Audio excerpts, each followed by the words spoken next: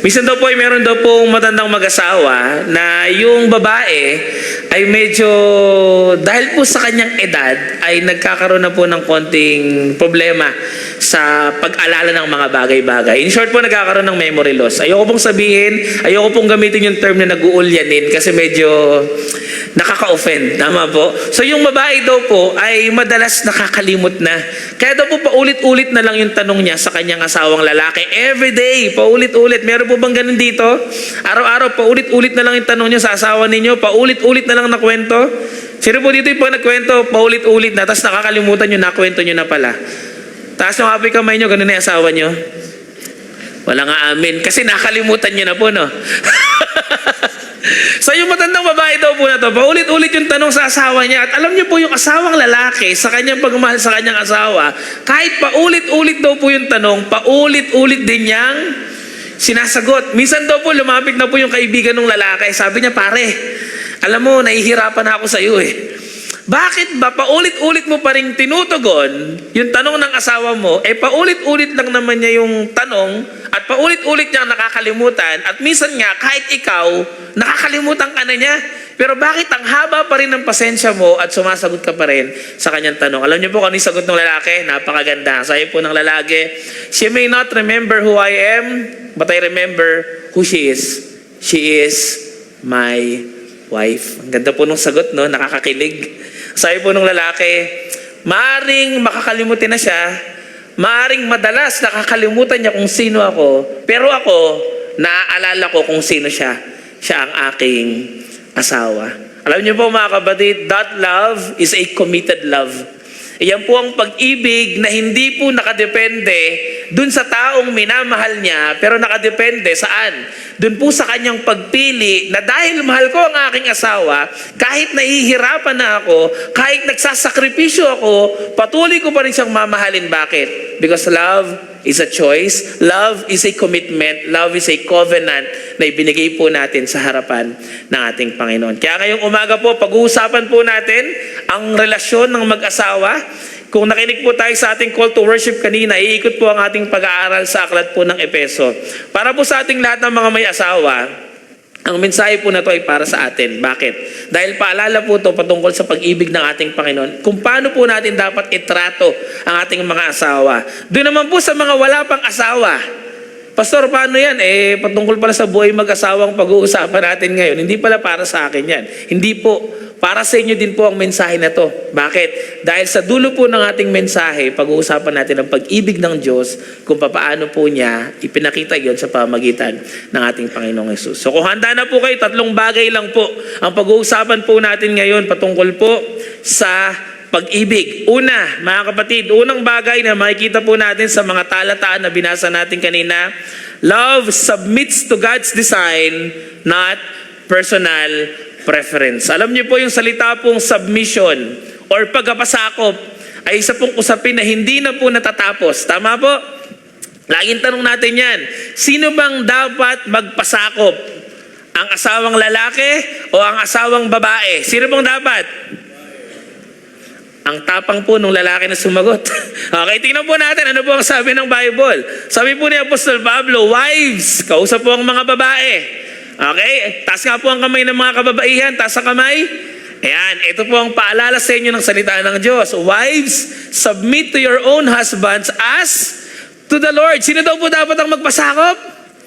Ang mga babae. Amen po ba? Mga lalaki, lakasan nyo. Ayan. Itaas yung bandera nating mga lalaki. Sino daw po dapat magpasakop? Ang mga kababaihan, iyan po ay utos na nagmula po sa ating Panginoon. Wives, submit to your own husbands as to the Lord. For the husband, bakit daw po dapat magpasakop? For the husband is the head of the wife, even as Christ is the head of the church. His body and is himself its Savior. Bakit daw po dapat magpasakop ang mga babae sa lalaki? Dahil ang lalaki daw po ang head. Siya daw po ang leader ng ating family. At madalas mga kapatid, dyan lang po natatapos yung mga talata na binabasa natin.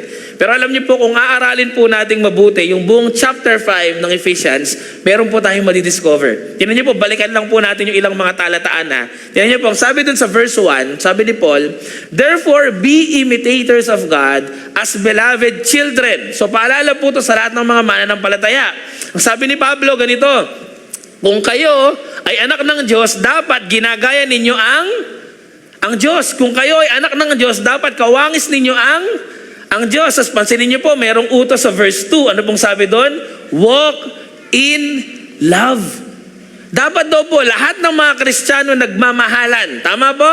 Dapat kung meron daw pong ugali, tayong mga Kristiyano, yun po yung ugali na mapagmahal. Tapos pansinin niyo po, kung itutuloy po natin hanggang verse 21, paano daw po natin mapapakita yung pag-ibig na yon? Sabi po doon, submitting to one another.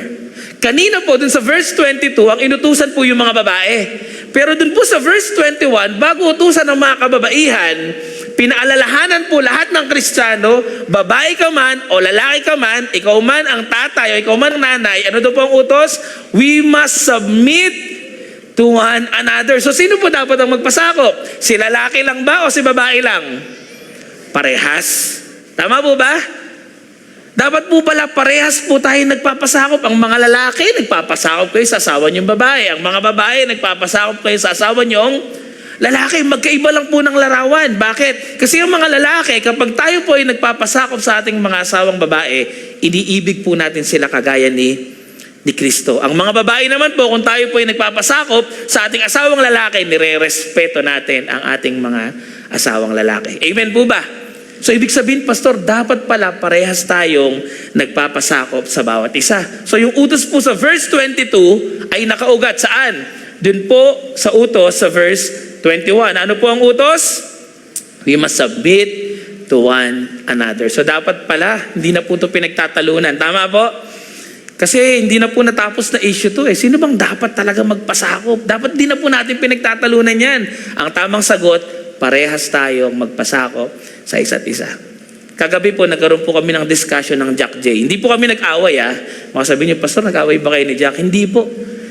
Nagkaroon po kami ng konting discussion kasi gumagawa din po ng sermon ng Jack J para sa fellowship ng MYMO mamaya. At meron po kaming verse sa Bible na hindi mapagkasunduan. Mahirap po talaga pagparehas kayong mahilig sa theology. Alam niyo po kung yung pinagtatalunan naming verse? Genesis. Tingnan niyo po, ano po bang sabi doon? Kasi po ang Bible ko po, alam naman po natin doon, ang bias ko po sa version ng Bible ay ESV. English Standard Version. Tingnan niyo po ang sabi po sa Genesis chapter 3 verse 16 ay ganito. By the way, ang context po niyan, nagkasalan si Eva at Adan, binibigyan ni parusa. Tapos nung pinaparusahan daw po ng Diyos ang babae, ito po ang utos. Tingnan niyo ang sabi doon, your desire shall be for your husband and he shall rule over you. Kung kayo po ang babasa ng talata na yan sa English Standard Version at tinagalog niyo po yan, parang ang ibig sabihin yan, ang mga babae daw po, ang magiging desire nila ay ang kanilang asawa. Ang ganda po pakinggan, no? Tama po? Bilang parusa sa mga babae, habang buhay niyong magiging crush ang inyong mga asawang lalaki. Parusa po ba yon o pagpapala? Dapat po crush nyo lagi yung asawa ninyo, Okay, sabi po dyan, your desire shall be for your husband. Pero pansinin niyo po, pag tinignan po natin sa ibang translations ng Bible, iba na. Sa NLT, ito po ang pagkakagamit. Para daw po sa babae, and you will desire to control your husband, but he will rule over you. Pastor, bakit magkaiba? Alam niyo po, kagabi pinag-uusapan namin ng Jack J yan. Sabi ko, ma'am, feeling ko, yung tamang translation, yung NLT. Kasi ganyan kayong mga babae. Gustong-gusto niyong kinokontrol kami. Tama po ba? Talaga ang tatapang ng lalaki po sa katedral. Manang-mana kayo sa pastor niyo. Diba? Sabi nga po nila, ang lalaki daw po ang ulo ng pamilya, pero ang leeg, yung babae, yung kumokontrol sa ulo, yung leeg. Tama po ba yon? Hindi po. Sabi ko sa asawa ko, sabi ko, Mami, feeling ko tamang translation yung NLT. And you will desire to control your husband, pero hindi kayo mananalo sa amin. Bakit? Kasi ang sabi po doon, he will rule over you. And sabi niya, hindi, tignan mo, sabi sa ESV, Tignan mo sa Old English, tignan mo dun sa mga original manuscript. Ang sabi po ng Jack J, your desire shall be for your husband. Hindi daw kami kukontra sa inyo, kayo daw yung magiging desire namin. Ano po bang tama? Ano bang mas tama po dyan? Napansin niyo po ba na magkaiba? Magkaiba po yan. Pero ngayon, let's try to figure out, Pastor, ano po bang mas tama po dyan? Alam niyo po mga kapatid, kung titingnan po nating mabuti yan, yung ginamit po dun sa ESV, yun din po ang ibig sabihin ng NLT. Bakit? Kasi tingnan niyo po talon lang po tayo ng isang chapter.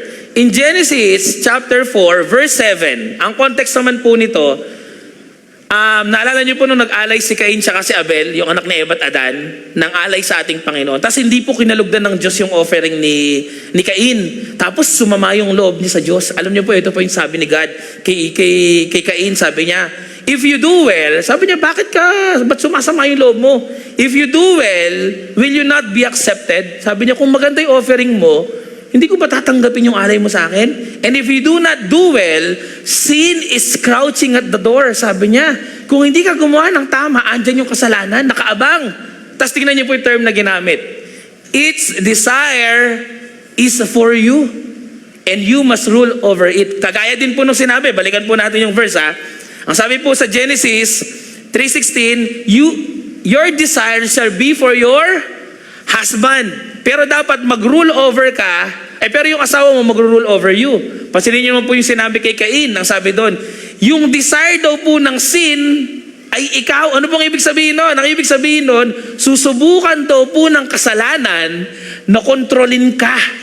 Pero dapat mapagtagumpayan mo ang kasalanan. Nakita niyo po yung term na ginamit, parehas na desire. Pero ano pong ibig sabihin? Ang pinaka-ibig sabihin po ng Genesis chapter 3, verse 16 ay ganito. Ang ibig sabihin po nung verse na yan, and you will desire, ang mga kababayan daw po, na kontrolin ang inyong asawa, pero ang mga asawa pa rin ang masusunod. Pastor, kaya pala, hanggang ngayon, issue yung submission. Tama po ba? Kaya pala, yung mga asawang babae, gusto talagang kontrolin yung kanilang asawang lalaki. Tama po ba? Dapat hindi. Siyempre, Pastor, hindi kami sasagot. Kuwari, mababait kaming mga asawang babae. Di ba? Hindi namin kinokontrol. Pero mga kapatid, iyan daw po ang isang parusa ng kasalanan. Iyan po ang isang bunga ng kasalanan. Ano daw po yun? Susubukan ng mga kababaihan na kontrolin ang kanilang asawa, but in the end, ang magro-rule pa rin ay ang authority ng mga lalaki. Ano pong dalawang bagay ang makikita natin dyan? Parehas po sa babae at sa lalaki. Number 1, sin will distort the woman's posture toward her husband.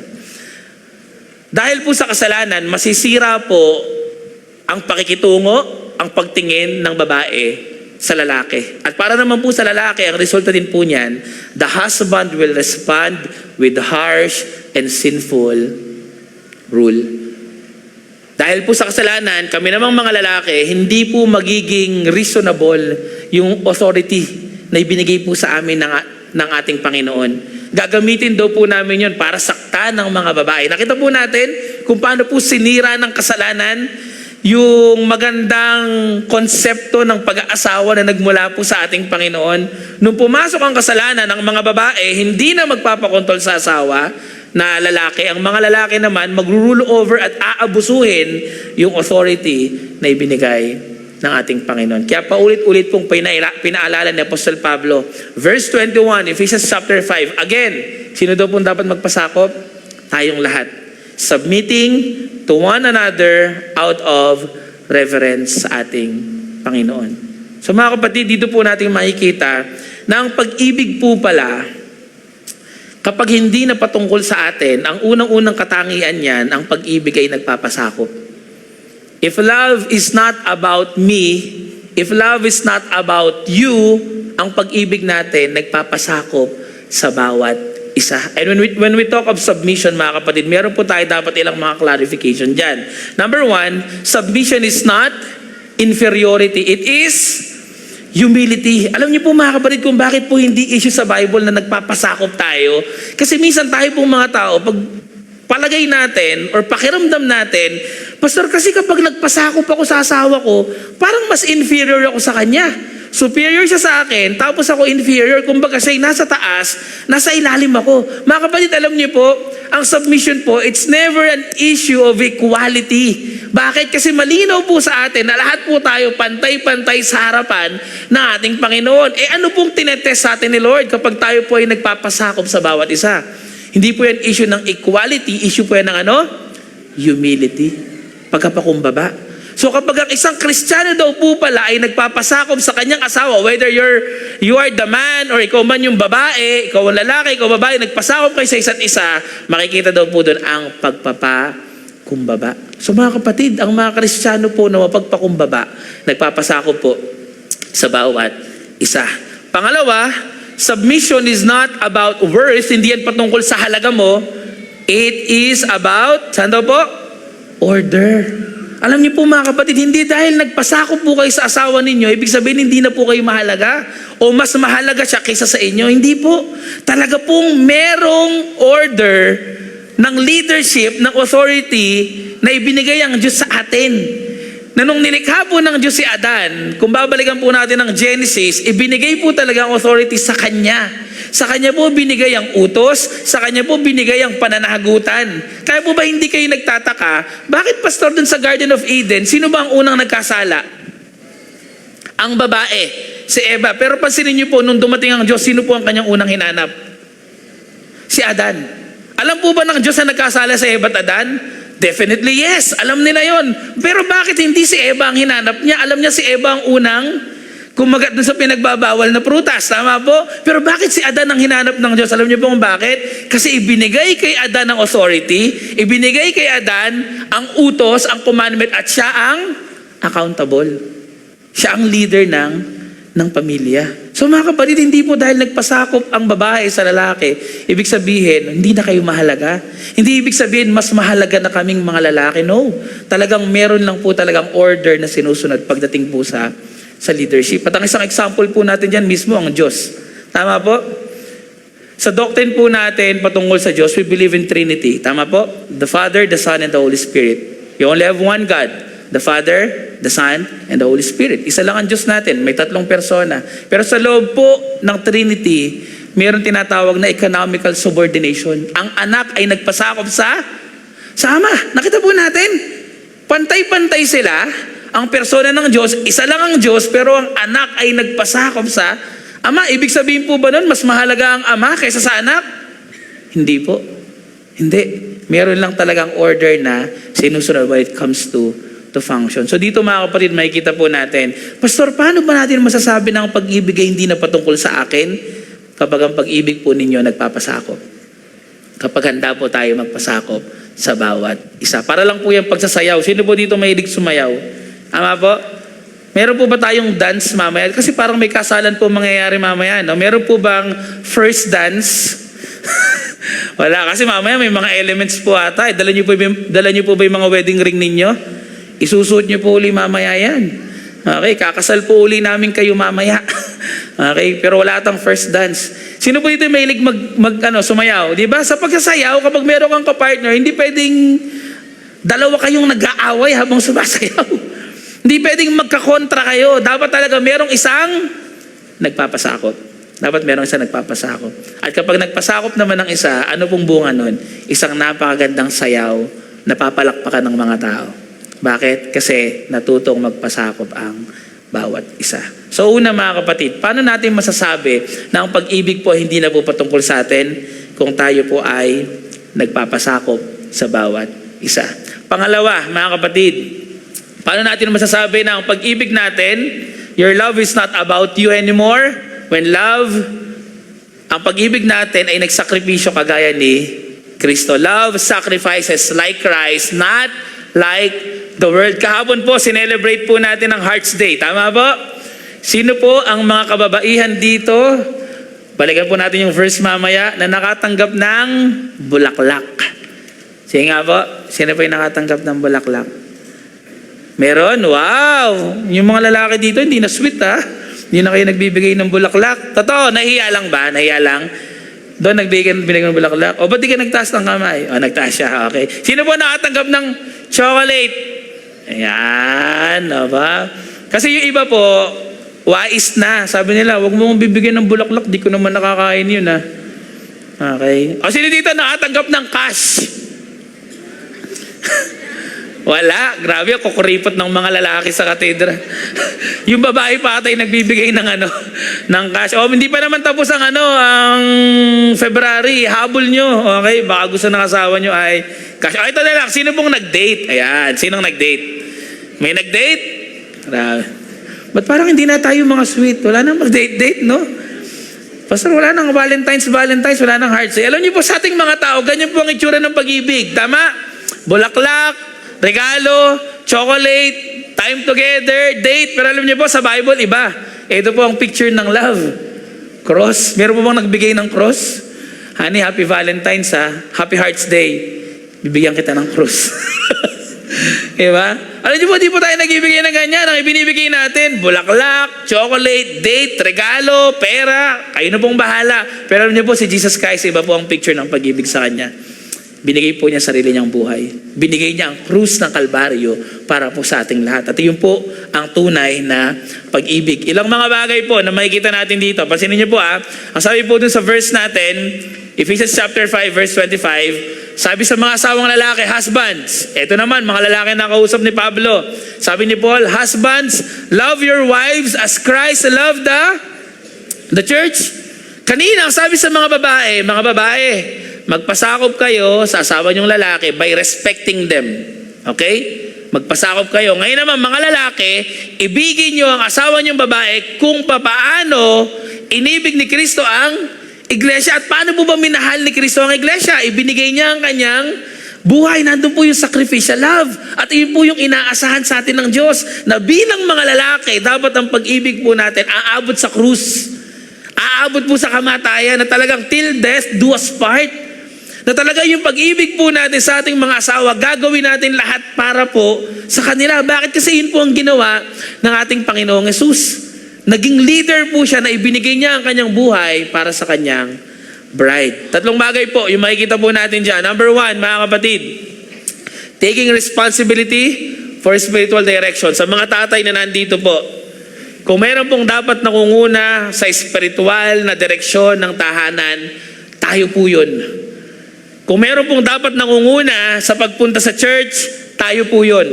Kung meron po dapat nangunguna sa pagdalo ng life group, ng prayer meeting, ng mga gawain sa church, tayo po yun. It's about time, mga tatay, na marinig po natin ang katotohanan na dapat responsable po tayo sa paglagong espiritual ng ating pamilya, ng ating asawa, ng ating mga anak. Tama na po yung pagiging passive. Bakit? Kasi minsan nasabi nila, si tatay kasi man of few words, wala namang, hindi naman kami pinagbabawalan pumunta sa church, pero hindi rin niya kami pinapangunahan. Hindi naman niya kami pinagbabawalan na umattend ng mga Bible study, ng prayer meeting, pero hindi rin niya kami pinapangunahan. Parang maganda po pakinggan. Tama po, pero ang totoo, kulang. Bakit? Kasi ibinigay po sa kalalakihan ng utos, so when it comes to spiritual growth, sino daw pong may pananagutan? Tayong mga tatay.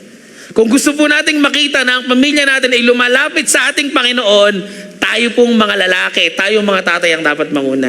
Kung meron po dapat nagli-lead ng family devotion sa tahanan, tayo po yun. Kung meron po dapat nagbabasa ng Bible sa ating tahanan, mga tatay, tayo po yun. Kung meron po dapat nakakaalam ng Bible bilang mga lalaki sa tahanan, tayo po yun. Hindi yung tipong pang nagtanong yung anak natin, Daddy, anong ibig sabihin ng verse na to? Sabihin natin, tanong mo sa nanay mo. Mas nagbabasa siya ng Bible. Mas madami siyang alam. Hindi po. Bilang mga tatay, dapat tayo po ang nag-aaral ng salita ng Diyos. Bilang leader po ng ating family. So mga kapatid, when it comes to responsibility sa spiritual direction, sino pong may pananagutan? Ang mga tatay. Pangalawa, protection, provision, guidance. Sa atin din po yan ang gagaling. Bilang mga tatay. Ito po ang summary ng ating tungkulin. We protect our family, we provide for our family, and we guide our family. Alam niyo po ang mga tatay, tayo po talaga ang mga Superman. Di ba? Yung mga tatay, tayo po ang security guard ng ating tahanan. Sino po ang pinakahuling natutulog sa bahay? Di ba? Mga tatay po ba? O nauna pa tayong naghihilik? Di ba? Hindi. I-check mo kung nakalak na ba ang pinto, kung nakalak na ba ang gate, sarado na ba ang mga bintana, safe na ba ang buong family bago matulog. Tama po ba? Ganun po ba ang mga tatay dito? Tama po? Oo, tama. Talagang yung tipong pag-aalis ng bahay ko, mag-check kung may nakasaksak pa ba, nakalak na ba, okay na ba? Mga kapatid, tayo po ang security guard ng ating family. Kung pwede nga lang, gising po tayo ng 24/7, gigising po tayo para maprotektahan ang ating pamilya. Huwag po tayong unang natutulog. Di ba? Siguraduhin natin na kapag tulog na ang ating pamilya, saka po tayo magpapahinga. Pasinin niyo po, ano pong picture na ginagamit lagi sa mga leaders sa Bible? Pastol, shepherd. Nakakita na po ba kayo na shepherd na tulog tapos yung mga tupa gising? Hindi. Mauubos po ang tupa. Ano pong ginagawa ng shepherd? Kapag napapasok na po ng shepherd ang mga tupa dun sa kulungan, ang gagawin niya, haharang siya sa pintuan, dun po siya matutulog. Para kahit tulog siya, walang makakalabas. Safe ang lahat. Ano pong pinoprovide ng mga tatay? Protection. Dapat tayo po ang protector ng ating family. Alam niyo po, yung protection, hindi lang po yan pang physical. Dapat pinoprotektahan din po natin yung family po natin sa napakaraming bagay sa mundo. Pinoprotektahan natin sa mga maling katuruan na napapanood nila, mga maling prinsipyo na nakukuha nila sa internet, sa social media. Dapat pinoprotektahan po natin ang ating family. We also provide. Sana po nakapag-provide tayo para sa ating family. We ask the Lord, Lord, bigyan niyo nga po ako ng hanap buhay na enough para ma-provide ko yung pangangailangan ng family ko. Sino po dapat provider? Ang mga tatay. And siyempre, pagdating po sa provision, hindi lang yung pang material. Dapat nagpo-provide ka rin ng love, ng time, di ba? Ng emosyon na kailangan ng ating mga anak. Alam niyo po, maraming kabataan ngayon ang reklamo ganito. Si tatay, binibigay lahat ng gusto namin pero wala namang oras sa amin. Yung mga magulang namin, masyadong busy sa kanilang hanap buhay, masyadong busy sa kanilang trabaho. Oo nga, napag-aaral kami sa magandang paaralan. Oo nga, nabibigay yung regalo na gusto namin. Marami nga kaming pera. Lahat ng gusto namin na ibibigay sa amin pero wala namang oras. Hindi namin naramdaman yung pag-ibig. Mga kapatid, when it comes to provision, hindi lang po yan material. Lahat ng kailangan po ng ating pamilya dapat na po provide po natin. And we guide them. Dadalhin po natin sila sa kalooban ng ating Panginoon. At pangatlo po, na tungkulin ng mga tatay, dapat araw-araw, namamatay po tayo sa pagiging selfish. Alisin po natin ang pagiging selfish at ang inuuna po natin ay ang ating pamilya. Inuuna po natin ang ating pamilya. Bakit po? Pansinin niyo po in verse 26. Bakit daw po namatay si Jesus Christ para sa church, sa kanyang bride? Sabi sa verse 26, that He might sanctify her. Ano daw po yung purpose? Ano daw po yung purpose ng relasyon? Para daw po ma-sanctify. So mga kapatid, ang pag-aasawa po pala ay patungkol po sa sanctification. Tingnan niyo po having cleansed her by the washing of water with the word, so that He might present the church to Himself in splendor, without spot or wrinkle or any such thing, that she might be holy and without blemish. Ano po makikita natin dyan mga kapatid? Pagdating po sa relasyon ng mag-asawa, the goal of every relationship is not happiness first, hindi po maging masaya, but holiness before God. Not happiness, holiness. Ano pong punto? Mga kapatid, kaya po pala tayo pinagsama ng Diyos. Kaya po pala ibinigay ng Diyos si Eva kay Adan. Kasi dapat magtulungan po sila na maging banal sa harapan ng Diyos. Kaya pala ibinigay sa iyo yung asawa mo kasi gusto ni Lord mag-improve ka as a person when it comes to holiness. Kaya sana po, tayong mga mag-asawa, talagang yung relasyon po natin nagkakatulungan para mas maging banal tayo. Hindi po tayo nagkakatulungan para mas maging masama. Tama po ba? Sino po dito yung bad influence kayo sa asawa nyo? Yung dati yung asawa nyo sobrang disiplinado, yung talagang pagdating sa pagkain, healthy lagi yung kinakain niya. Pero nung naging asawa ka, natutunan na niyang kumain na kung ano. Sino ba ito yung lagi kayo mayroong late night na kain ng mag-asawa? 12:00, 1:00, biglang nagutom, di ba? Daddy, gugutom ako alauna ng madaling araw. Anong gusto mo? Meron ba tayo dyan? Sige, kahit cup noodles. Di ba? Meron ba tayong pagkain dyan? Kakain kayo. Masarap po sa mga mag-asawa, no? Di ba? Talagang nagagaya po natin yung asawa. Pag yung asawa niyo po masarap kumain, susunod yan, sasarap na rin yung pagkain. Tama po? Kapag yung asawa niyo mahilig sa ganito, magiging hilig niyo na rin po yun. Tama? Sana po mga kapatid, tayo bilang mga mag-asawa, malinaw sa atin na ang goal po natin, holiness, kabanalan po sa harapan ng ating Panginoon. Kaya paalala po sa atin to lahat any relationship na hindi ka dinadala sa kabanalan ay isang relasyon na sisirain ng iyong buhay. Kaya po sa mga wala pang may asawa dito, kung wala pa po kayong asawa, may boyfriend ka, may girlfriend ka, ang tanong po natin ganito, saan ka dinadala ng relasyon na yan? Kung dinadala ka niyan sa kabanalan at pagiging kawangis ng ating Panginoong Jesus, mga kapatid, well, definitely, it's the will of God. Pero kung yung relasyon na yan, dinadala ka sa pagkakasala at sa paggawa ng mali, mga kapatid, tigilan po natin yung mga bagay na yan. Kasi hindi po yan ang disenyo ng Diyos sa relasyon. Every relationship, mga kapatid, dapat ang goal po natin, kabanalan, holiness. Hindi lang basta maging masaya. Minsan may mga ganun po, may mga barkadahan, sama-sama kayo lagi. Ba't kayo nagkasama-sama lagi? Kasi pastor, pa nagkasama-sama kami, ang saya namin Nagtatawanan lang kami, very, very light lang. Okay, masaya kayo, pero ang tanong, nagiging banal ba kayo? Baka nagiging masaya lang kayo, pero hindi kayo nagkakatulungan na mag-grow. Minsan nakakatakot po yun pag puro happiness lang. Kasi minsan po, di natin alam yung nagpapasaya na sa atin mga maling bagay. Baka kung ano-ano yung pinag-uusapan dun sa barkadahan na yan. Baka ano-ano yung pinag-uusapan sa relasyon na meron na yan.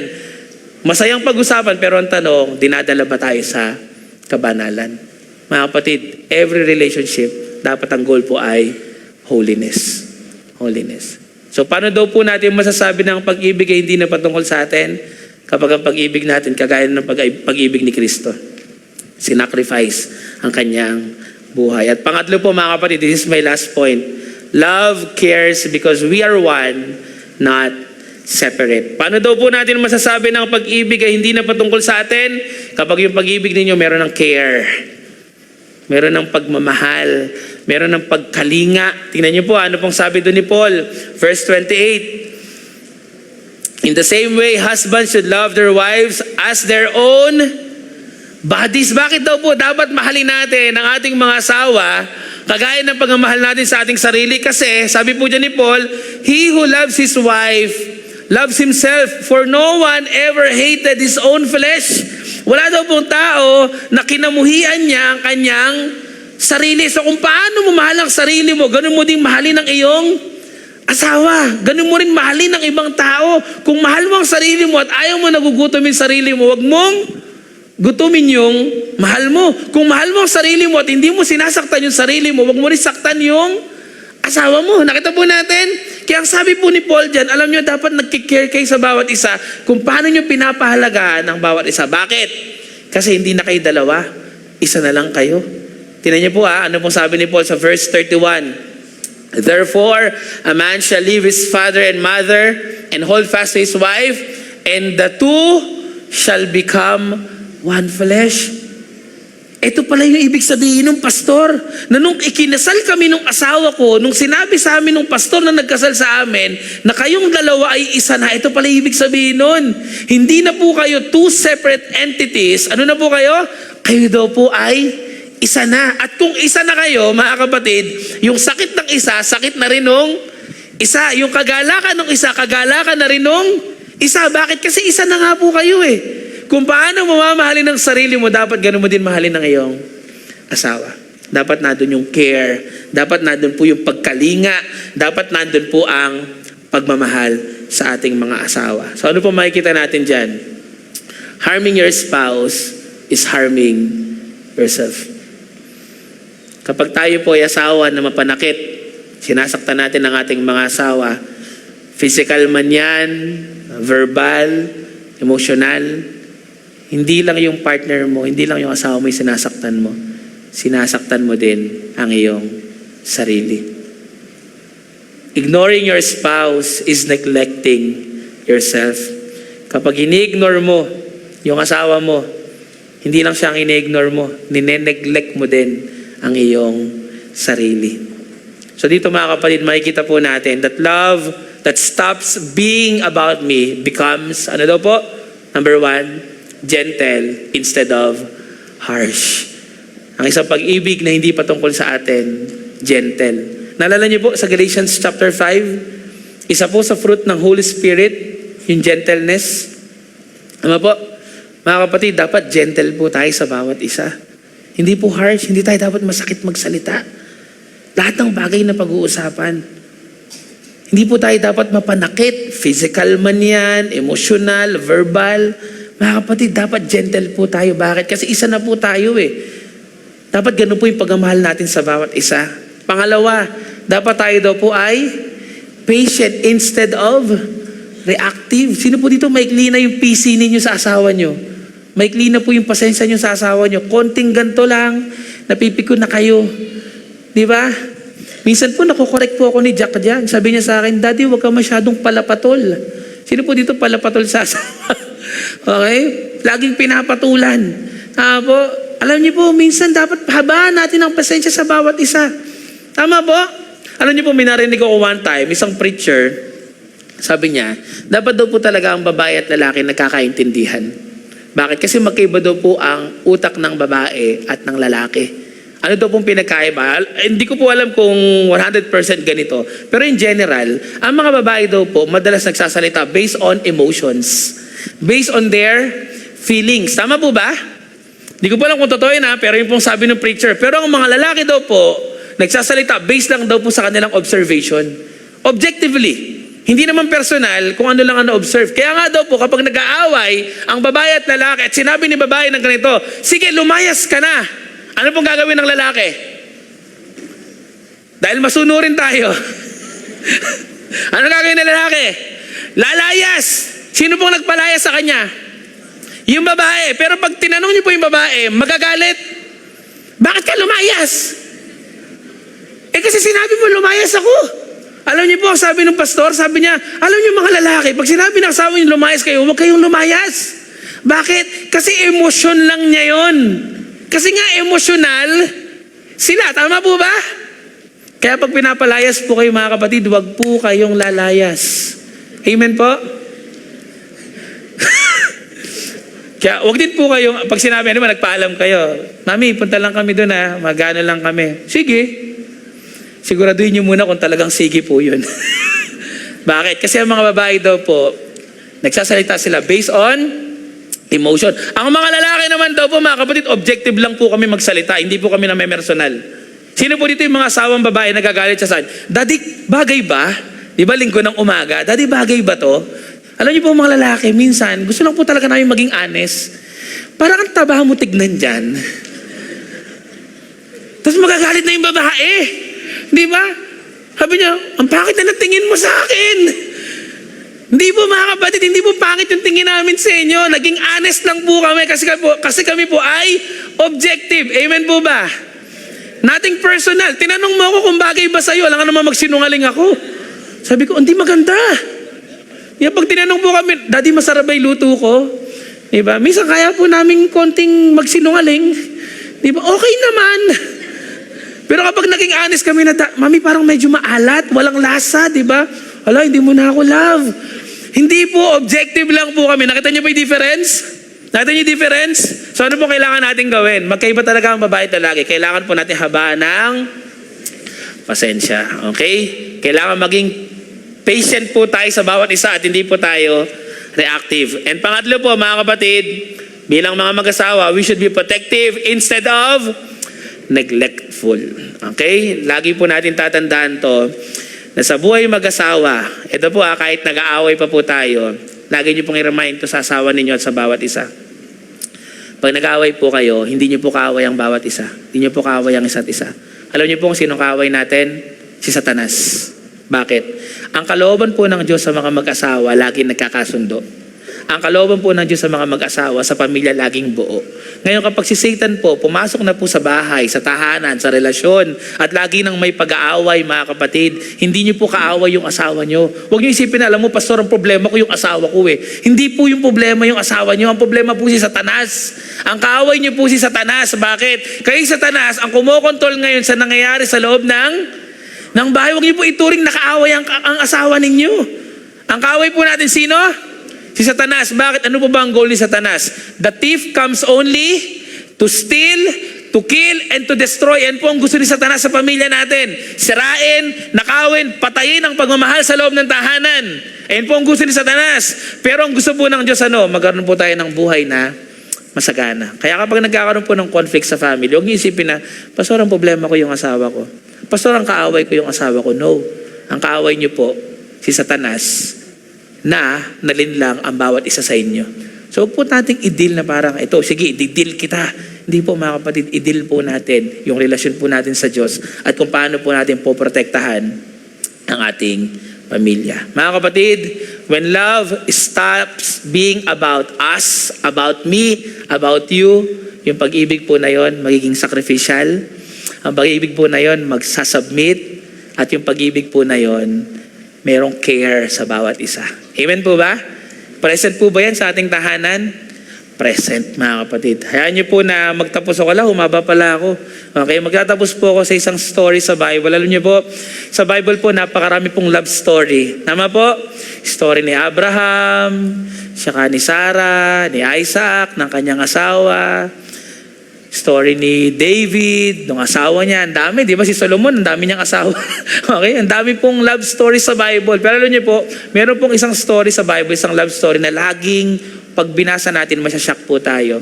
It's the love story of Hosea and Gomer. Kilala niyo po si Prophet Hosea? Mga kapatid, si Prophet Hosea po ay isang lingkod ng ating Panginoon. At ang sabi po ng Diyos kay Hosea ganito, Hosea, pili ka ng asawa mo. Pinili po niya si Gomer. Pero alam niyo po si Gomer, ano pong kanyang trabaho? Isa po siyang prostitute. Isa po siyang bayarang babae. Ang sabi ng Diyos, Hosea, pili ka ng asawa na magiging unfaithful sa'yo. Pili ka ng asawa na kapag gabi aalis at pagpapalit ka sa ibang mga lalaki. Mga kapatid, alam niyo po, yun po yung love story ni Hosea. At kung babasahin niyo po yung book of Hosea, grabe po yung pain na pwedeng ma-experience ng asawa. Bakit? Kasi po, pipili po ba kayo ng mapapangasawa ninyo na magiging unfaithful sa inyo? Ayaw po natin ng unfaithfulness. Tama po? Sa loob ng tahanan, sa loob ng pag-aasawa, dapat lagi tayong faithful. Dapat natin ng pag-ibig. Dapat natin ng loyalty. Pero alam niyo po, etong si Gomer, iba. Kapag gabi, umaalis. At ibinibigay ang sarili niya sa ibang mga lalaki. Pero alam niyo po, ano pong ginagawa ni Hosea? Ginagawa po ni Hosea, gabi-gabi, pag umalis na po ang asawa niya, susundan niya, pupuntahan niya, hahanapin niya. Hindi po niya makikita sa loob ng bahay nila, makikita po niya sa ibang lugar kung saan pag-aari na po ang asawa niya ng ibang lalaki. Alam niyo po, noong unang panahon, yung mga prostitute, para din po sa panahon natin ngayon, binabayaran yan. Tama po. Alam niyo po anong ginagawa ni Hosea?